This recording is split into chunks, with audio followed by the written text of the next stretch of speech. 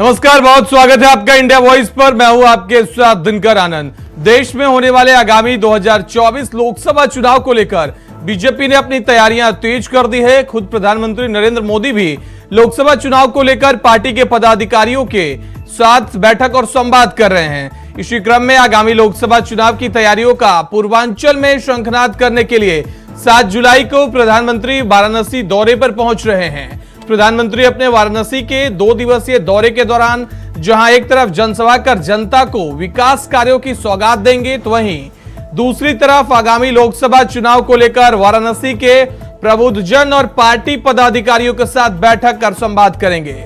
यही नहीं, प्रधानमंत्री वाराणसी दौरे के दौरान सावन के पावन महीने में बाबा श्री काशी विश्वनाथ मंदिर में दर्शन पूजन भी करेंगे। वहीं पीएम का वाराणसी में एक जनसभा भी प्रस्तावित है। बता दें कि इस जनसभा के माध्यम से पीएम मोदी 24 के चुनावी अभियान का शंखनाद करेंगे। साथ ही इस जनसभा पर सबकी नजरें टिकी होंगी, क्योंकि पीएम मोदी इस जनसभा में विपक्षी एकता पर भी बयान दे सकते हैं। तो लोकसभा चुनाव से पहले सियासी दल अपनी रणनीति को धार देने में जुटे हुए हैं। इसी कड़ी में देश के मुखिया प्रधानमंत्री नरेंद्र मोदी यूपी दौरे पर आ रहे हैं। 7 जुलाई को प्रधानमंत्री का यूपी दौरा है। इस दौरान वो वाराणसी और गोरखपुर जाएंगे, जहां अलग अलग कई योजनाओं का लोकार्पण और शिलान्यास करेंगे। साथ ही 2024 के चुनाव को लेकर चुनावी बिगुल भी प्रधानमंत्री नरेंद्र मोदी फूकेंगे। इस दौरे के जरिए प्रधानमंत्री पूर्वांचल के सियासी समीकरण को न सिर्फ साधने की कोशिश करेंगे, बल्कि यहां से पूरे यूपी बिहार समेत दूसरे राज्यों में विपक्षी एकता के दावों को भी चुनौती देते नजर आएंगे। लोकसभा चुनाव से पहले वो विपक्ष पर हमलावर होने के साथ मिशन 2024 का लक्ष्य साधने में जुट गए हैं। तो प्रधानमंत्री अपने इस दौरे के जरिए जहां वाराणसी में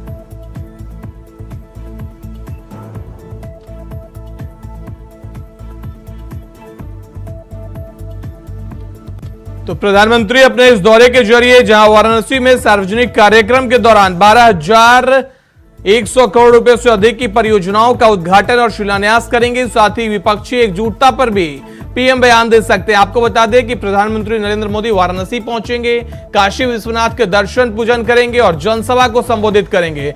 इस दौरान प्रधानमंत्री विपक्षी एकता को लेकर बयान दे सकते हैं। साथ ही बिहार, बंगाल और महाराष्ट्र को भी संदेश देने की कोशिश करेंगे।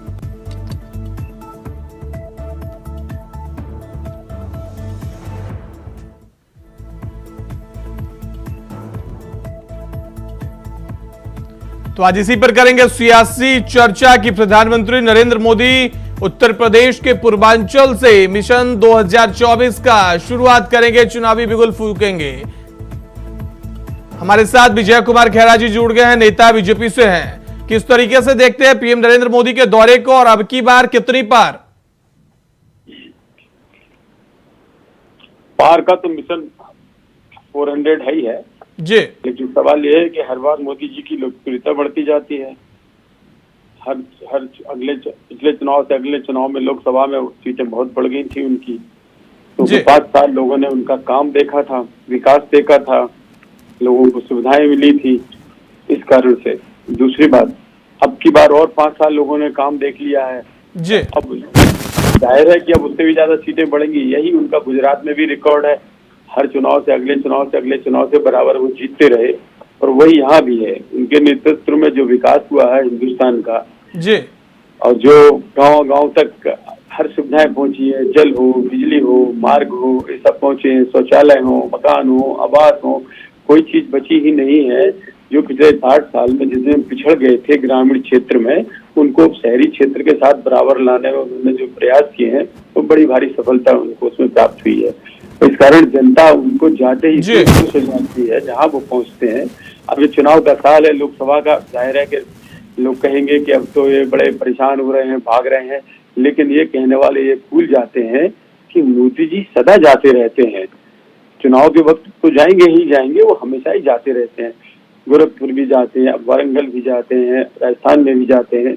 अब चूंकि चुनाव है इस समय जिन स्टेट्स में, जाहिर है कि प्राथमिकता उन क्षेत्रों में होगी, और जहां उन्होंने काम किया है वो भी, और जो शुरू हो रहे प्रोजेक्ट वो भी, और जो समाप्त हो रहे हैं वो भी। जो समाप्त हो रहे हैं उनका उद्घाटन होगा, जी। विशेष तौर से इस बार चारों प्रदेश में जहाँ जहाँ वो जा रहे हैं, छत्तीसगढ़, उत्तर प्रदेश और तेलंगाना तथा राजस्थान में, जी। इन चार जहाँ स्टेट में वो जा रहे हैं, जहाँ चुनाव है, वहाँ विशेष तौर से इस समय राष्ट्रीय राजमार्ग पर जो काम हुआ है वो, और जिनके उद्घाटन होना है वो, नए प्रोजेक्ट शुरू हो रहे हैं वो, और रेलवे स्टेशन के कॉरिडोर जो बने हैं वो, और जो विकसित हो रहे हैं रेलवे स्टेशन वो, और इसके अलावा उनका अपना क्षेत्र में वाराणसी में भी जो घाटों में काम हुआ है और अब जो होने वाला है उनका उद्घाटन। मंदिर जाने के लिए कभी गाड़ी नहीं जा सकती थी जिस क्षेत्र में, मैं काशी की बात कर रहा हूँ, काशी जी की, रिक्शे से भी बड़ी मुश्किल से अंदर जा पाते, तो वहाँ पूरा का पूरा घाट तक जोड़ दिया उन्होंने। ठीक है, बड़ा भारी रिलीफ मिला है, जनता समझ रही है तो क्षेत्र में तो जाएंगे। ठीक है विजय कुमार खैरा जी, लेकिन एक तरफ जहां प्रधानमंत्री नरेंद्र मोदी का यूपी दौरा है, वाराणसी पहुंचेंगे, सौगात देंगे, चुनावी बिगुल भी फूकेंगे, दूसरी तरफ समाजवादी पार्टी की तरफ से एक वीडियो जारी किया गया, आपने भी देखा होगा ट्विटर हैंडल पर, अखिलेश यादव बल्लेबाजी कर रहे हैं, पीडीए का बल्ला है उनके पास और एनडीए को बाउंड्री से बाहर फेंकते हुए नजर आ रहे हैं। फिर से बोले क्या, अखिलेश जी ने क्या किया? अखिलेश यादव ने एक वीडियो ट्वीट किया जिसमें वो बल्लेबाजी कर रहे हैं पीडीए के तहत और एनडीए की गेंद को बाउंड्री से बाहर फेंक रहे हैं, देखा होगा आपने वीडियो। अच्छा, हमने नहीं देखा बाई चांस जी, क्योंकि हम सिर्फ अच्छी चीजें और काम की चीजें देखते हैं जिनका कोई मतलब है, नहीं देखा हमने। खैर, हाँ तो वो भुगते रहे ना, उसमें क्या दिक्कत है, उन्हें खुश होने दीजिए ना। उनको जिन्होंने अपनी पार्टी की सत्ता चलाने के बाद सत्ता खो दी, जिन्होंने अपनी पार्टी के सांसद कुल 5 जिता पाए और उन्हीं की अपोजिट पार्टी ने सांसद 10 जिता दिए, मायावती जी ने, और उन 5 में से भी 4 निपट गए, एक ही बचा है। इस पार्टी का समूल सत्यानाश होने को है अब की बार। वो पार्टी अगर ये सब खुशियां हैं और वो रहती है फुल पैराडाइज जिसको बोलते हैं एक मुकाबले में, तो रहे। हम अखिलेश जी से व्यक्तिगत कोई शिकायत नहीं, खुश रहे, फेंके, बॉल फेंके, जो मर्जी करें। ठीक है विजय कुमार खैरा जी, ठीक है। हमारे साथ भरत गांधी जुड़े हुए वरिष्ठ पत्रकार हैं। सर, आपसे मैं यह जानना चाहता हूं कि प्रधानमंत्री नरेंद्र मोदी का यह दौरा कई मायनों में अहम है, किस तरीके से इस दौरे को देखते हैं? क्या प्रधानमंत्री पूर्वांचल से कोई सियासी समीकरण जोड़ने की कोशिश करेंगे? देखिए, हमारा ये मानना है जी कि पूर्वांचल में समाजवादी पार्टी मजबूत है जी, और इसलिए प्रधानमंत्री की प्राथमिकता ये है कि पूर्वांचल में समाजवादी पार्टी कमजोर हो और इसके लिए ताकत पूर्वांचल में लगाई जाए जी। जो यादव समाज पश्चिम में है वो काफी हद तक समाजवादी पार्टी छोड़ चुका है और पूर्वांचल का यादव अभी भी जुड़ा हुआ है, तो स्वाभाविक है कि बीजेपी कोशिश करेगी कि वह यादव समाज को अपने साथ जोड़ ले जी, और पूर्वांचल के यादव समाज को आत्मविश्वास पैदा करना, उनका विश्वास जीतना, ये भाजपा की प्राथमिकता है। इसमें ऐसा लग रहा है और ये जो यात्रा है प्रधानमंत्री की वो अपनी इसी नीति के तहत है। मैं ये मानता हूं कि उत्तर प्रदेश में जी, अगर भारतीय जनता पार्टी ये जो बिजली के बिल हैं, बिजली के जो चाइनीज मीटर लगा रही है, उससे बहुत असंतोष है जी, और ये मीटर 3-3, 4-4 गुना चल रहे हैं और बहुत भारी दिक्कत है किसानों को और उपभोक्ताओं को जी। तो अगर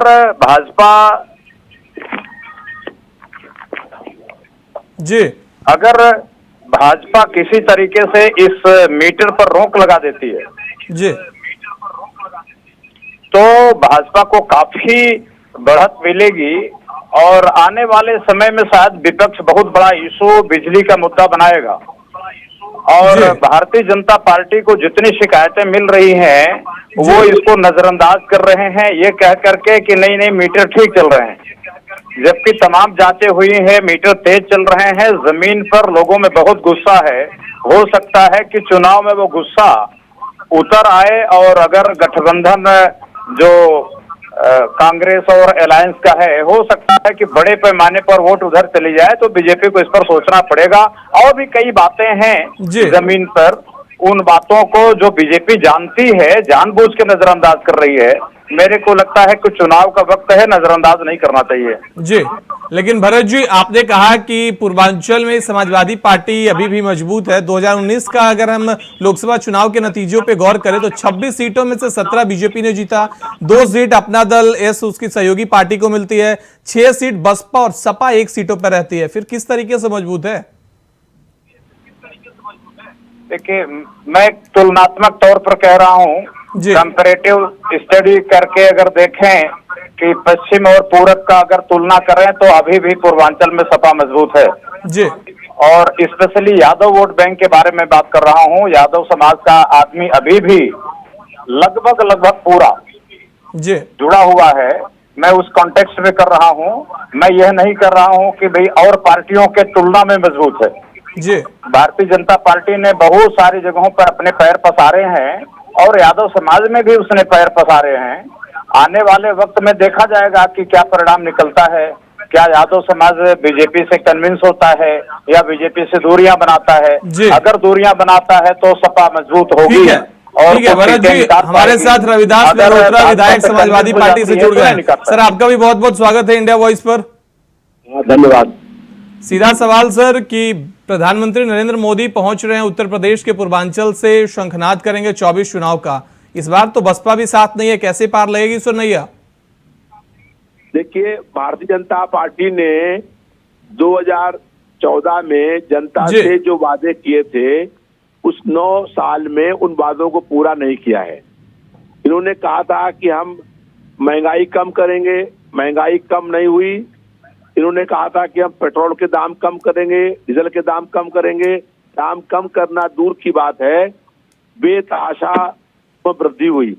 आम आदमी आज महंगाई से परेशान है। लगातार पहले कहा था कि हम जो लोगों को रोजगार देंगे, 2 करोड़ लोगों को, किसी को रोजगार नहीं मिला, रोजगार लोगों का छिन गया और आज बेरोजगारी से लोग परेशान हैं। पहले कहा था कि हम देश नहीं बिकने देंगे, बैंक बिक गए, LIC बिक गई, रेलवे बिक गया, एयरपोर्ट बिक गए, एयरलाइंस बिक गई। अब इनके पास कोई मुद्दा नहीं है। अब जो है ये जन भावनाओं के अनुसार सरकार नहीं चल रही है। अब जनता जो है 2024 में परिवर्तन और बदलाव करना चाहती है और इस बार परिवर्तन और बदलाव निश्चित रूप से होगा। 15 विपक्षी पार्टियां एक मंच पर आ गई हैं और इसके साथ साथ और भी जो पार्टियां और हैं उन सब लोगों को हम लोग जोड़ करके महागठबंधन से चुनाव लड़ने का काम करेंगे, जो इस समय जनता से के सहयोग से नहीं बल्कि ईडी और CBI के डर से ये सरकार चल रही है। ठीक है रविदास जी, रविदास जी, एक तरफ जहां कह रहे हैं कि 15 दल एक साथ आ गए हैं, 15 दलों में एनसीपी का तो बिखराव सो नजर आ रहा है। दूसरी चीज सर, उत्तर प्रदेश में क्या 15 दल एक साथ आएंगे? वहां तो आपको खुद लड़ना है, बीएसपी से आप किनारे काटे हुए, किस तरीके से बीजेपी को हराएंगे? हमें लोकसभा के चुनाव हो रहे हैं पूरे देश भर के अंदर। जैसे ममता बनर्जी जी हैं, उनकी पार्टी है TMC, वो साथ आएगी। तेलंगाना में KCR हैं, वो साथ में आएंगे। पंजाब में और दिल्ली में केजरीवाल हैं, वो साथ में आएंगे। बिहार में नीतीश कुमार हैं, वो साथ में हो गए।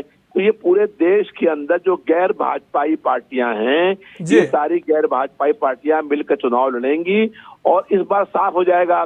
कुछ दल ऐसे छोटे दल हैं। ठीक है रविदास जी, सुन लिया आपका हमने। तो क्या 24 पे बीजेपी की हार तय है, आपका ऐसा कहना है? जी, बीजेपी की हार तय है 24 पे, ये कहना है आपका? बिल्कुल निश्चित रूप से। चलिए ठीक है सर, जवाब ले लेते हैं। उसमें ये हुआ कि अगर महागठबंधन चुनाव लड़ेगा तो पूरे देश से भारतीय जनता पार्टी को 50 सीटें मिलेंगी। और दूसरी बात यह है कि छोटे दल जो अभी हैं वो जो है ईडी और CBI से डरा के इतना रखा गया है, चुनाव आते आते आप देखेंगे कि वो सब दल जो है आखिर में भारतीय जनता पार्टी खिलाफ हो जाएंगे। चलिए ठीक है, जवाब ले लेता हूं। हमारे साथ विजय कुमार खैरा जी भी हैं। आपने सुना कि किस तरीके से रविदास जी ने कहा कि सभी दल ईडी CBI से परेशान है, लोगों को महंगाई से राहत नहीं मिली, जो वादे बीजेपी ने किए थे वो पूरे नहीं हुए, 24 पे हार तय है। रोजगार और महंगाई में मैंने बहुत चिल्लाया, लेकिन जनता चूंकि समझदार हो गई, सब समझती है, उसे मालूम है रोजगार और महंगाई की स्थिति क्या है, क्यों है, पूरे विश्व में है और हिंदुस्तान में सबसे कम है। जितने डेवलप्ड कंट्रीज हैं, अमेरिका, इंग्लैंड वगैरह, सब परेशान है। पर हिंदुस्तान में मोदी जी ने इतनी अच्छी तरह उसको संभाला हुआ है कि भारत उन लोगों के मुकाबले में काफी बेहतर स्थिति में है। इसलिए जब रोजगार और महंगाई पर चिल्लाते रहे, हारते चले गए, उत्तर प्रदेश भी हार गए थे, पिछली बार लोकसभा भी हार गए थे, यही चिल्ला रहे थे, तो जनता वो समझ चुकी है। तो महंगाई रोजगार का कार्ड इनका बुरी तरह पिट चुका है, क्योंकि लोगों को पता है और रोजगार भी मिले हैं और महंगाई भी मुकाबले में कम भी हुई है। ये मैं मान सकता हूँ कि पूरा विश्व मंदी से जूझ रहा है, उसमें मोदी जी के नेतृत्व के कारण भारतवर्ष की स्थिति काफी बेहतर रही है, लोग ये समझ रहे हैं। दूसरी बात क्या है, अभी पूर्वांचल की बात कर रहे थे, जो विश्लेषण कर रहे थे, उन्होंने कहा था, एक तो बिजली की बात की थी, एक पूर्वांचल में स्ट्रांग होने की बात कही थी। तो बिजली के बारे में एक ही काफी है कहना कि दोबारा योगी जी इसीलिए आए थे कि वो बिजली 24 घंटे दे सके। पहले लोग जब इंतजार करते थे, बिजली 6-6 घंटे नहीं आती थी। अब तो कोई अंधा व्यक्ति भी, कोई भी चला जाए, एक दिन भी रहे, वो उत्तर प्रदेश में बता देगा, जो कभी पहले गया हो, कि आज बिजली की स्थिति इतनी बढ़िया है, दिन भर बिजली रहती है और जगह जगह रहती है। दूसरा, वो गांव-गांव में, प्रत्येक गांव में बिजली पहुंचाने में भी सक्षम रहे योगी जी। तो ये सारी बातें जो गांव में लोग हैं समझ रहे हैं। वो एमएसपी में सुधार हुआ है, रेट बढ़े हैं, फसल ज्यादा पैदा हो रही है। इन सब बातों की वजह से ये तो मतलब भूल ही जाएं, अगर ये एक आध सीट जीत जाएंगे सपा तो काफी। उन्होंने मिलके पहले लड़ भी लिया कांग्रेस से, तब भी दुर्दशा हुई थी, अब फिर मिल रही है। अभी कह रहे थे उनका भी जिक्र कर रहे थे, तृणमूल पार्टी की ममता जी की आई तो थी चुनाव में उत्तर प्रदेश में, क्या हो गया, क्या हुआ, कुछ नहीं मिला इनको। तो अगर ये चाहे जानते हैं कि ममता जी आगे ना उत्तर प्रदेश में चुनाव जिता देंगी, या जो खुद यहाँ पर हार रहे हैं हमारे अखिलेश जी, वहाँ जाके उन्हें जिता देंगे, तो ये सब अपनी जगह में घिरे रहेंगे। क्योंकि पिछली बार भी इतिहास कायम किया था हिंदुस्तान में। बंगाल का जहाँ तक सवाल है, 20 सीटें दिखा दी थी उस बंगाल में जहाँ कांग्रेस का समाप्त हो गई थी सबसे छोड़ा के। तो ये अगर समझ रहे हो तो ये मुगालसा अपना बनाए। विजय कुमार जी आप बने रहिए, आपसे मैं जवाब ले लेता हूँ रविदास जी से। रविदास जी, इन्होंने कहा कि ममता बनर्जी पिछली बार आई थी, 1 सीट मिला था, इस बार आप लोग तो पीडीए के तहत बल्लेबाजी कर रहे हैं, गेंद बाहर एनडीए की जा रही है, वीडियो ट्वीट कर रहे हैं, कितनी सीटें जीतेंगे?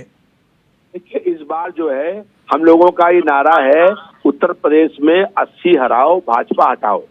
आज से 10 साल पहले चुनाव हुए थे, तो भाजपा ने कहा था कि अच्छे दिन लाएंगे। अब जरा बताइए, अच्छे दिन आ गए क्या? और अगर अच्छे दिन आ गए तो अपने काम के नाम पर वोट मांगे। ये धार्मिक ध्रुवीकरण करके जनता को बहका करके जो है चुनाव जीत लेते हैं। चुनाव जीतना बात अलग है, लेकिन मुद्दों को पूरा करना बात अलग है। आप कहा था पहले कि हर गरीब के खाते में 15-20 लाख रुपया आएगा, किसी खाते में आया क्या? आप कहते हैं वो जुमला था। अगर वो जुमला था तो जुमला क्यों बोला गया, उस नाम पर वोट क्यों मांगे गए? उसके बाद पहले ये कहा था कि जो है वो अच्छे दिन आएंगे, क्या अच्छे दिन आ गए? अब बिजली की बात कर रहे हैं, बिजली के मूल्यों में कितनी बेतहाशा वृद्धि हुई है। और अब स्मार्ट मीटर लगा रहे हैं, स्मार्ट मीटर का पूरे उत्तर प्रदेश में विरोध हो रहा है। ये स्मार्ट मीटर बहुत तेज चलते हैं और ये स्मार्ट मीटर बाद लगा देंगे प्रीपेड। 2024 चुनाव के बाद सारे मीटर प्रीपेड कर देंगे और ये जनता को बिल्कुल समझ लीजिए कि लूटने का काम हो रहा है। आज जो है वो अपराध बेतहाशा बढ़े हैं, आज कोई सुरक्षित नहीं है घर के अंदर। लेकिन रविदास जी इन सब के बावजूद जब लोकसभा चुनाव नजदीक आ रहे हैं, विधानसभा चुनाव अलग अलग राज्यों में हो रहे हैं, बीजेपी को जनता फिर भी चुन रही है। मैं आपसे ये जानना चाहता हूँ, आप कह रहे हैं कि लगातार बीजेपी को हम 24 में हराएंगे, हरा देंगे, सिर्फ प्रधानमंत्री किसको बनाएंगे? अखिलेश यादव, केसीआर, ममता बनर्जी? ऐसा है बाद में लोगों का विश्वास लोकतंत्र में है। लोकतंत्र में जो सांसद जीत करके आते हैं वो सांसद मीटिंग करके तय करते हैं कि उनका नेता कौन होगा, और जिस पार्टी के अधिक सांसद होंगे और जिस पार्टी को अधिक लोग चाहेंगे वो सांसद होगा। भाजपा के पास खाली एक ही नाम है प्रधानमंत्री के लिए, दूसरा कोई नाम नहीं है। हमारे पास बहुत नाम है, ममता बनर्जी जी हैं, नीतीश कुमार हैं, अरविंद केजरीवाल हैं, अखिलेश यादव जी हैं। तो राहुल गांधी का क्या होगा? लोग कोशिश करेंगे कि अखिलेश यादव प्रधानमंत्री बन जाएं, तो जो है उस समय सांसद लोग तय करेंगे लोकतांत्रिक से। अब भारतीय जनता पार्टी तय कर दिया पहले से ही कि प्रधानमंत्री एक ही वही व्यक्ति होगा। लेकिन रविदास जी, आपने होगा। पीएम कैंडिडेट के लिए नाम जुड़वा दिया, 5-6 नाम जुड़वा दिया। एक एक साल रहेंगे क्या? कोई एक ही रहेगा ना प्रधानमंत्री, या फिर कोई एक ही प्रधानमंत्री कैंडिडेट भी बनेगा? प्रधानमंत्री तो एक ही रहेगा, लेकिन जो सांसद चुन करके आएंगे वो प्रधानमंत्री चुनेंगे। प्रधानमंत्री एक बनेगा, बाकी उप प्रधानमंत्री बन सकते हैं जी। तो सवाल ये है, सवाल प्रधानमंत्री बनने का नहीं है जी। आज सवाल जनता परेशान है और महंगाई से परेशान है, भूखमरी से परेशान है, गरीबी से परेशान है। किसान लोगों ने 1.5 साल तक धरना प्रदर्शन आंदोलन किया, 750 किसान ठीक है रविदास जी, जवाब ले लेता हूं आपके सवालों का। रविदास जी, जवाब ले लेता हूं आपके सवालों का। विजय खैरा जी, आपने सुना रविदास जी को, वो कह रहे हैं कि हमारे पास प्रधानमंत्री के चेहरों की कमी नहीं है, बीजेपी के पास तो महज एक चेहरा है। देखो, उसका तो खैर जवाब क्या देना, हमारे पास एक ही है, एक ही बार बार जीत रहा है। 15 साल वहाँ जीता, 10 साल यहाँ जीता, उसने अपना काम दिखाया। पूरे विश्व प्रसिद्ध नेताओं में से एक है वो, तो 4 में से वर्ल्ड में, तो वो तो छोड़ दीजिए, वो हमारा नेता तो एक है, एक ही रहेगा। आप 10 के साथ चलाइए सरकार, वो छोड़ दीजिए आप। लेकिन आपने जो 2 बातें इन्होंने कही है, एक बात इन्होंने ये कही है, खाते में पैसे आ गए क्या? अब दोबारा भूलिए ना, यही पूरी जनता को सुनाइए ना, मैं कह तो रहा हूँ, आप सुनाइए आपके खातों में आए कि नहीं। क्योंकि अभी 5 साल पहले आपने चिल्ला लिया था खातों में आए कि नहीं, खातों में आए कि नहीं, उसके बावजूद भी क्या हुआ, और ज्यादा सीटें आई मोदी जी की, भारतीय जनता पार्टी ज्यादा सीटें लेके आई, तो आपका वो चिल्लाना तो बेकार हो गया। दोबारा चिल्लाओ, हो सकता है इस बात कुछ असर हो जाए। दूसरी बात आपने कहा अभी धार्मिक बात की, अरे हम तो विकास की बात ही करेंगे, हिंदू मुस्लिम की खाई तो आपने बढ़ाई, आपने सब हरकतें की है कि हज के लिए हाउस बनाया गाजियाबाद में, बद्रीनाथ वालों के लिए नहीं बनाया, अमरनाथ वालों के नहीं बनाया। इसका जवाब है आपके पास। आपने राम भक्तों को मारा था, आपने दंगे करवाए, कैराना में दंगे हुए, आप रात में एसपी कलेक्टर को ट्रांसफर कर देते हैं, लोगों को पलायन करवा दिया आपने करे हैं। सबसे ज्यादा दंगे आपके राज में, मुलायम सिंह के राज में भी सबसे ज्यादा दंगे हुए या आपके राज में? योगी के राज में तो नहीं हुआ, भाजपा के राज में तो नहीं हुआ, आपके राज में अभी दंगे हुए थे, और छोटे छोटे दंगे न जाने कितने हुए। हिंदू मुस्लिम की खाई आपने खोदी, उसका आप फल भुगत रहे हैं। हम हिंदू मुस्लिम को एक निगाह से देखते हैं, नहीं। ठीक है रविदास जी, जवाब ले लेते हैं। भरत गांधी साहब भी हमारे साथ जुड़े हुए हैं, आपने दोनों को सुना, बीजेपी को भी, समाजवादी पार्टी को भी सुना। आपको क्या लगता है सर, आप बहुत वरिष्ठ पत्रकार रहे हैं, बहुत सारे चुनावों को आपने नजदीक से देखा है, क्या लगता है अगर विपक्ष एकजुट होकर प्रधानमंत्री नरेंद्र मोदी और बीजेपी के खिलाफ एकजुट होकर लड़ता है, कितनी सीटें जीतेगी उत्तर प्रदेश में? क्या बीजेपी का जो मिशन है 75 पार, वो संभव है?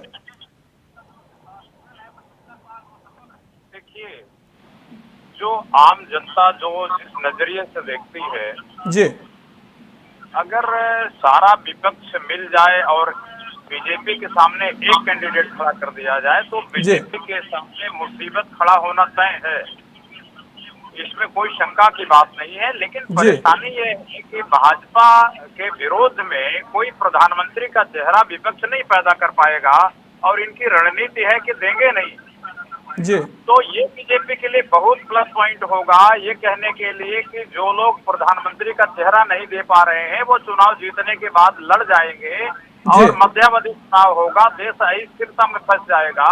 और ये राजनीति का स्थिरता से बचाने के लिए आप बीजेपी को वोट दो, और लोगों को ये बात समझ में आ जाएगी जी। तो ये एक बड़ी समस्या है कि जो आरोप विपक्ष लगा रहा है भाजपा पर कि वो भाजपा लोकतंत्र विरोधी काम कर रही है, वही लोकतंत्र विरोधी काम विपक्ष भी कर रहा है जी।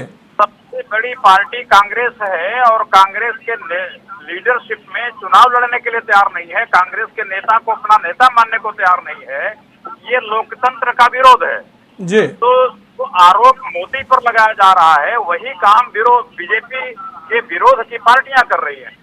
ये बात जनता को समझ में आएगी, इसलिए मेरे को लगता है कि विपक्ष जितनी आसानी से सोच रहा है कि मोदी को हटा देगा, वो नहीं हटा पाएंगे। हाँ, एक तरीका जरूर है, अगर सारा विपक्ष मिल जाए और एक चेहरा चुनाव के पहले दे दे, और सारी पार्टियों के केवल सुप्रीमो इकट्ठा ना हो, उनके पार्टियों के जिला अध्यक्ष, उनके ब्लॉक अध्यक्ष, उनके मंडल अध्यक्ष, उनके प्रदेश अध्यक्ष, उनका सभी पार्टियों का साझा सम्मेलन हो, और उत्तर प्रदेश में मायावती का साथ भी किसी न किसी तरीके से कांग्रेस गठबंधन को मिल जाए तो भाजपा के लिए निश्चित रूप से मुसीबत पैदा होगी, लेकिन ऐसा होता हुआ ठीक है ठीक है भरत गांधी साहब, रविदास मेहरोत्रा, विजय कुमार खैरा जी, आप तीनों का बहुत बहुत धन्यवाद हमारे साथ जुड़ने के लिए इस सियासी चर्चा में। तो प्रधानमंत्री नरेंद्र मोदी यूपी दौरे पर पहुंचने वाले हैं 7 जुलाई को। आपको बता दें कि प्रधानमंत्री पूर्वांचल से 2024 चुनाव का शंखनाद करेंगे, जिससे विपक्षी पार्टियों में हलचल मच गया कि प्रधानमंत्री क्या सौगात देंगे, विपक्षी एकता पर क्या कुछ कहेंगे। फिलहाल आप सभी का जुड़ने के लिए बहुत बहुत धन्यवाद। इंडिया वॉइस पर खबरें लगातार जारी हैं।